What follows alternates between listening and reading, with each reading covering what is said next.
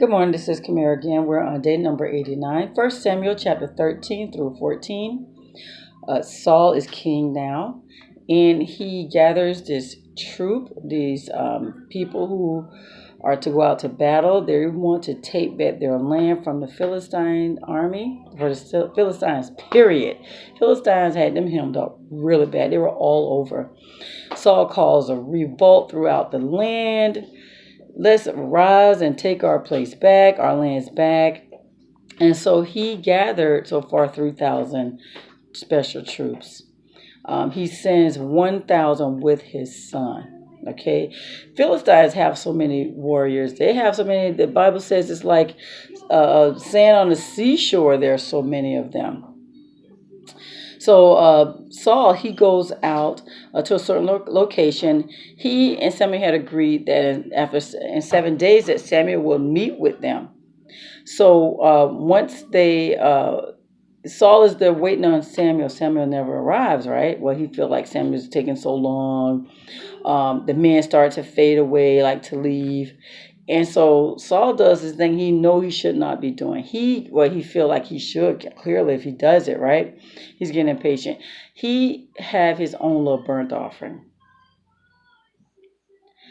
That burnt offering, he was very impatient. Samuel comes up as Saul is finishing the little burnt offering. He built his altar, what have you. Samuel's like, dude, big mistake. Big mistake. If you would have been obedient to God's command, your kingdom would have been established forever. Because you do not or did not obey God's command, God has found someone else to lead his people. So, the word doesn't even say that Saul is upset or sorry. Samuel goes his way. Saul goes out to battle, does his thing. Saul didn't even seem repentant at that time. So, anyway, he has now maybe 600 men now. And they continue their thing. He meet up with his son. His son, fast forward, they're in a certain location. Jonathan is basically, maybe he's tired, maybe he's bored, I don't know. He takes his armor bearer. No one knows that him and his armor bearer leaves. And so they go to the Philistines outpost. And so he was like, you know what? How about we do this? I'm going to go and try these people. I'm going to show myself. And if they say, you need to go away, you little, just go away or what have you, don't want no trouble, then he'd leave. But if they say, come here and fight like a man, basically, then he feel like that's his sign from God that it's okay, they're finna fight, right? So him and his armor bearer, back to back, goes up there to the outpost of the Philistines, and they kill about 20 men. These 20 men, though, were scattered within a half an acre perimeter. And so the other Philistines began to see these dead men in different areas, and they're like, ooh, they started to panic. This part, guys, this part. When they started to panic, at that moment, God created an earthquake. Jonathan was right. God was with him. God is with him. He creates an earthquake. And so you can just imagine what kind of havoc that started. Okay, so it really started to get bad around there. So Saul looks out and he's like, okay, I see the Philistines scattering. They're melting away. What's going on? He starts to search who's missing from our camp. And so he discovers that his son and his son's armor bearer are missing. And so now he's preparing to, we need to go assist them, right? So as he's preparing, he noticed that the Philistine armies, they're getting louder and it's just getting really loud there. So what he does is he says, forget this. Let's go ahead. Let's go assist them. So they go run and assist them. When they get there, when Saul and the men of Israel get there, they noticed that the Philistines were in such havoc that they started fighting each other. They started killing each other. No problem. Children of Israel assisted with that killing. So you had children of Israel army killing, fighting and killing the Philistines. Different Israelites come around and start killing them as well. And so that was pretty cool to see how that battle happened. Guys, get this. This is the crazy part. What do I learn from this is the blacksmiths, Philistines are the blacksmiths. And remember, they're basically running the children of Israel territory, but they did not allow any blacksmith near the children of Israel, like in their territory. Children of Israel needed something sharpened, they would have to go to the Philistine territory to get that sharpened. Now get this. If they're fighting against the Philistines, must have the sharpest tools, they must have metal tools, have sharp tools, and must have the latest tools. What are the children of Israel fighting with? They're fighting with what? Stones? Right? Dull tools?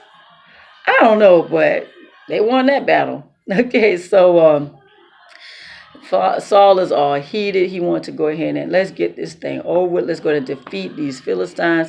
So he makes this oath, craziest oath you ever may want to hear. No one eats before evening until we get rid of these Philistines. Dude, hunger is real, right? Hunger is real. So you're hungry, you're weak, you're tired, you have no energy to really fight. So he makes that oath, and he says if anyone eats, then he's going to have them killed. Well, his son Jonathan didn't hear that. He didn't hear about that oath. So he discovers this honey. And Jonathan dips his spear into that honey, and he eats some of it. He tastes it. And when he tastes it, he feels refreshed. Someone heard about it, and they're like, Jonathan, your dad said if anyone who eats anything before we fight we killed off these Philistines, then he's going to kill us. Jonathan's like, that's the dumbest thing I've ever heard. No wonder we're weak and tired, and we're going to kill way more Philistines than we've killed already. Fast forward, Saul decides he wants to build an altar and ask God, are we going to defeat this army or whatever, their enemies? No answer from God. Saul's like, okay, what happened? Why is it God not answering us, right? And so he calls everyone together and discovers, not through anyone's mouth, but through casting lots, that Jonathan was the one that was the reason why God did not answer them. And so that's when Jonathan says, listen, I did not know you made this oath. This is what I did. I didn't know you made that oath. And so Saul said, well, I made that oath. Now you got to die. Jonathan's like, you're going to kill me over a taste of honey? And so Saul's like, yeah, I made a vow. I made an oath. And so the men of Israel, they were like, oh, no. No, we can't let you do that. We can't let you kill Jonathan. Jonathan helped us to defeat the Philistines. No, you can't kill him. So they actually spoke up for Jonathan against the king. How about that, right? So God was definitely with Jonathan. And I like the fact that God used his own son, Saul's own son, to show him the errors of his ways. Like, dude, that was so unwise, the food. And Jonathan was bold enough to talk to his dad as well. Like, so, and the fact that he had allowed Jonathan to be the one that lead that battle that killed the Philistines. I love the way that God intervened with that. I love the way the people spoke up for him. So he put Jonathan in a good way that helped the children of Israel show Saul his foolishness, in other words, in that case. So, yeah, that's where we are right now. If you please read the word, because I'm sure I didn't cover everything. I'm sure I missed something. Also, it covers Jonathan's, Saul's family, his daughters, his sons, like talk about who they are, their names. Talks about how Saul he recruited anyone who was able-bodied, strong enough to fight. So that's basically what today's reading was about. Saul being king, Saul disobeying God, doing his own thing, Jonathan leading a battle, just so basic those things. So guys, read that word. Sometimes we get impatient. I'm looking at Saul, how we get impatient. We don't want to wait on God. We don't want to, so we do our own thing. And so you see what happened when Saul did his own thing. So, I also noticed that when they were about to go assist Jonathan, Saul got impatient again and didn't want to even wait on the ephod to come. I mean, he was very impatient, and he did not wait on God. He did not want to wait on God. Let's take that as an example to our own situations. That when we're impatient and we just want to do things without God, He's taking too long to answer. We can really be putting ourselves in a really bad way, like Saul did. So, yeah, that's where we are right now. And notice also Jonathan, how bold he was, and he trusted God in that thing. And look how he. Okay, so yeah, that's where we are, guys. Day number 89, 1 Samuel chapter 13 and 14. Okay, you guys have a God-filled blessed day.